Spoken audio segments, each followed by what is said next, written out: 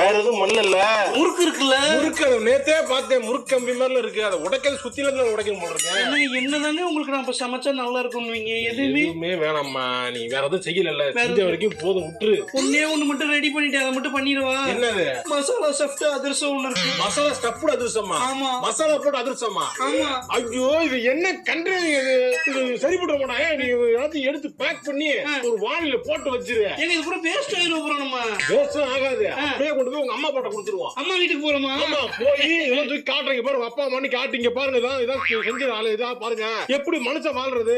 வாழ்க்கை வாழணும்னா குழப்பம் அனுப்பீங்களா கேட்கணும் உங்க அம்மா பாட்ட. உங்க அம்மா அதிர்ஷ்டம் சுடுறாங்களா வந்து பாக்குறீங்களா? அதிர்ஷ்டம் எங்க அம்மா நல்லா சுடும். உங்க அம்மா நல்லா, உங்க தங்கச்சி நல்லா சுடுமா? உங்க தங்கச்சி முதல்ல சுடுமா? உங்களுக்கெல்லாம் நான் சும்மா சுட்டு போறேன்ல, அதனால நீங்க குறை சொல்றீங்க. சுடாம சும்மா உட்காந்து கடையில வாங்கிட்டு வந்து செலவு வச்சிருந்தா நீங்க ஜாலியா இருந்திருப்பீங்க. நான் மில்லட்ல பண்ணேன். இப்படி சேவிங்ஸ் பண்ணிருக்கேன்.